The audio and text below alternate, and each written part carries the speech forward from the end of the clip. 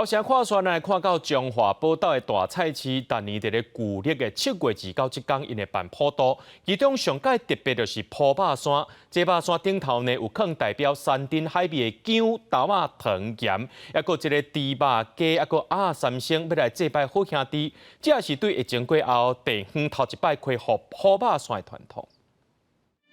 大甲悬悬的祭坛，详细看祭拜三星装塔成各种动物，有象、虎、狮等等。中华宝岛的大菜市场，逐年会伫旧历7月29这天普渡，附近的徛街甲市场做生意的民众，拢会穿澎湃的贡品祭拜。其中上特别的，就是铺肉山。阮自细就普渡这个肉山，人员的人流动吼是愈来愈多，遮附近吼嘛愈来愈闹热，祈求吼来拢特别平安，特别顺利。 都每年拢有咧举办，迄是疫情的关系，所以停办3年。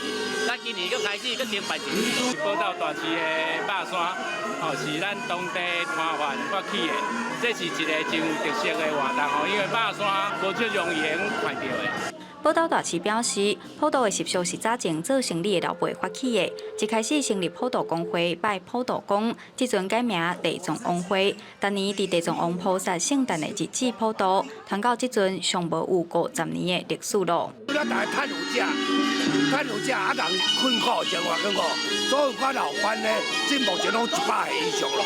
讲无咱菜市算杀生多，无咱来服侍一个普渡公，来保佑咱将来大家平安。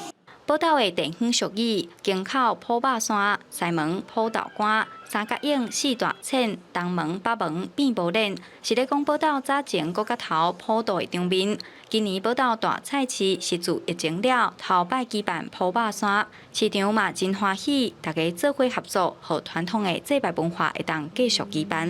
记者杨淑晴综合报道。